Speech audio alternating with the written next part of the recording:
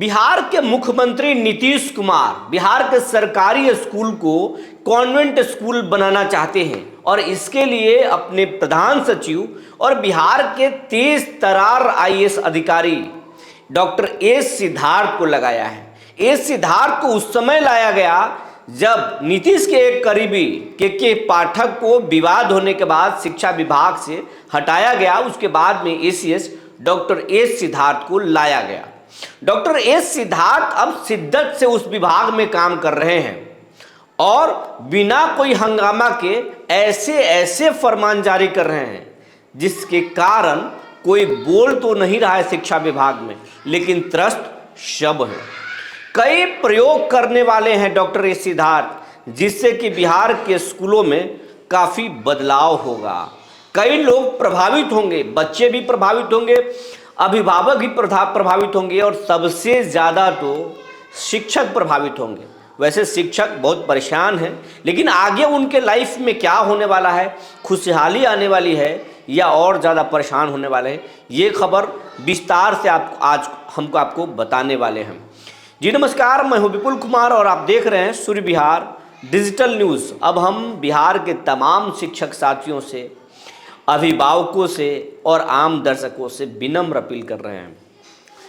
लगातार आपका प्यार हमें मिल रहा है, लाखों की संख्या में हमारी खबरों को आप देखते हैं, लेकिन अभी तक ये चैनल जो है वो 69,900 परिवारों का ही हुआ है, जबकि सिर्फ शिक्षकों की संख्या 7 लाख है बिहार में।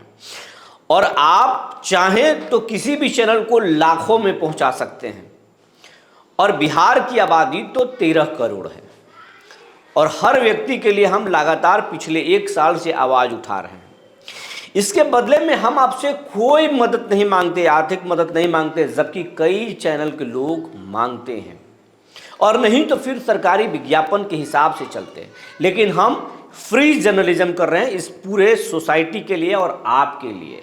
और जब तक फ्री जर्नलिज्म नहीं होगा, हम जनता की बात या आपकी बात खुलकर नहीं कर पाएंगे।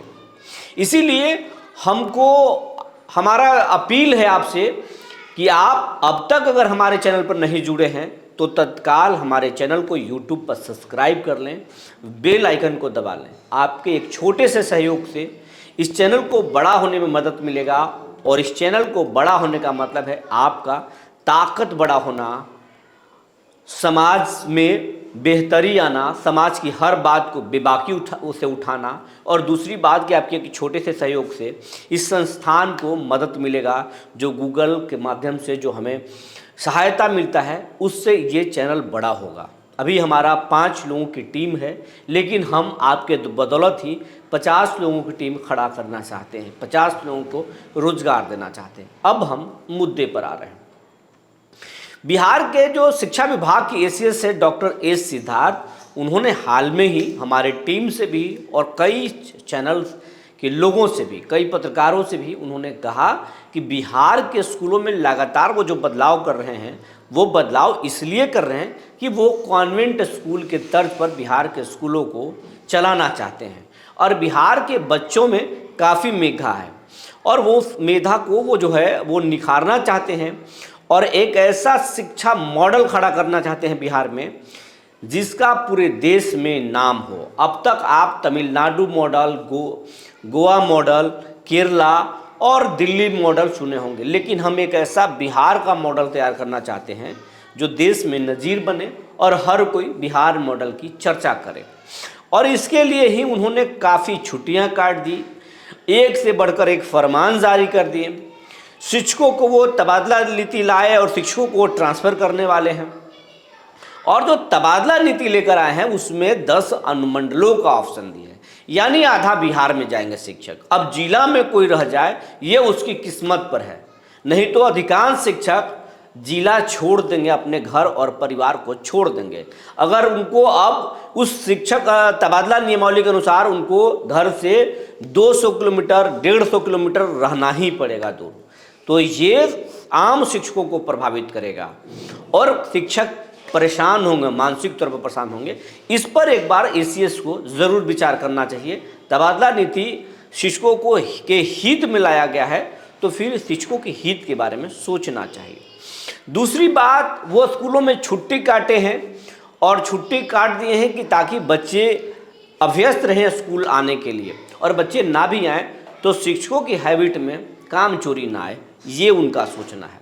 लेकिन आज दीपावली के अगले दिन है, आज शिक्षक सुबह 9 बजे अपने स्कूल पहुंच गए, लेकिन बिहार के अधिकांश स्कूलों की स्थिति ये रही कि वहां 30% बच्चे भी नहीं आए। जहां के हेडमास्टर और शिक्षक बच्चों को बुलाने गांव गए तो कई जगहों पर शिक्षकों की जो है गांव वालों से नोक-झोंक भी हो गई। शिक्षक समझाने की कोशिश किए कि नहीं, आपके बच्चों को पढ़ना ज़रूरी है, विभाग से दबाव है, अगर आप नहीं भेजेंगे तो हम नाम काट देंगे। तब गांव के लोग, अब तो हर आदमी स्मार्टफोन से लैस है, कई लोगों ने ये भी कह दिया शिक्षकों से कि आप बेकार की बात कर रहे हैं, घर में त्यौहार है, त्यौहार के बाद बच्चे थके हुए हैं, हम स्कूल नहीं भेजेंगे। और ये नियम पाठक जी के समय में था कि अगर नहीं जाएंगे बच्चे तो नाम कट जाएगा। अब ऐसा नहीं है, आप बेवजह जो है दबाव बच्चों पर मत बनाइए, और छठ तक हमारे बच्चे डिस्टर्ब रहेंगे ही।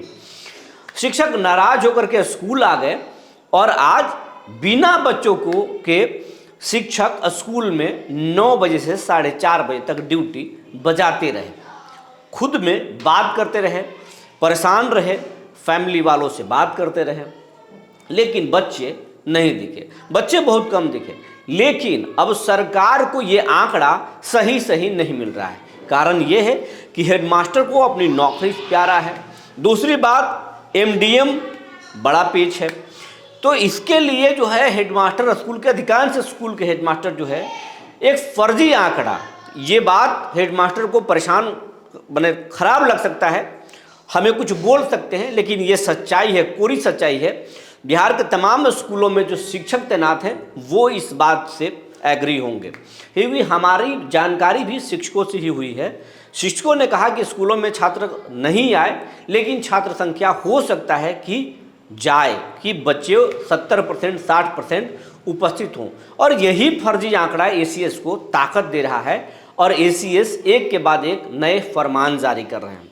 तो सिर्फ एसीएस की कमी नहीं है, शिक्षक भी अपनी बात खुलकर सरकार के पास नहीं रख रहे हैं, उन्हें फर्जी आंकड़ा दे रहे हैं, जिसके कारण सरकार जो है गुमराह हो रही है और लगातार एक के बाद एक फैसले ले रही है।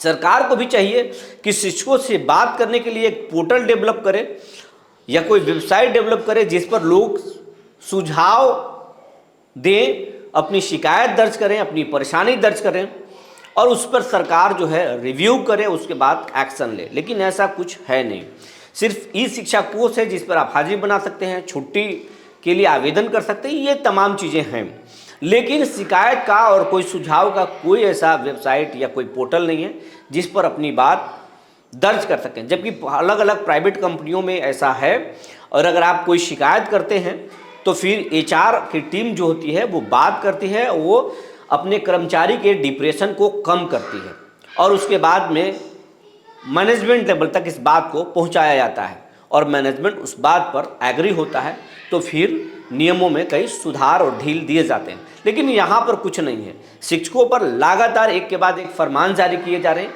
जिससे शिक्षक मानसिक तौर पर परेशान हैं और वो डिप्रेशन में जा रहे हैं। और इसी बीच एक बड़ी खबर ये आ रही है कि अब छठ के बाद जो है सक्षमता पास शिक्षकों को जो है को पोस्टिंग को लेकर के नए गाइडलाइन जारी हो सकते हैं, नए कुछ आदेश आ सकते हैं कि कब से होगा। और तबादला नीति का भी जो नोट है, ड्राफ्ट जो है, वो एक बार अंतिम चरण में इसी महीने जारी हो सकता है, और फिर इस महीने के लास्ट तक या फिर दिसंबर में जो है वो प्रोसेस शुरू कर दिया जाएगा ट्रांसफ़र के लिए। तो ये कुछ जानकारी है। और एक बात और बताने जा रहे हैं कि ट्रांसफ़र पोस्टिंग के साथ साथ अनुमंडल लेवल पर कई अधिकारियों की, एक अधिकारी की तैनाती होने जा रही है, कई और सुधार होने जा रहे हैं, कई और प्रयोग होने जा रहे हैं, जिससे कि शिक्षा व्यवस्था ठीक हो। लेकिन क्या इससे ठीक होगा कि शिक्षक और डिप्रेशन में जाएंगे? ये तो आने वाला वक्त बताएगा। सरकार को विचार करना चाहिए और शिक्षकों को भी सोचना चाहिए। जो जानकारी निकल कर आई थी हमने आपको बता दिया। तब तक के लिए धन्यवाद।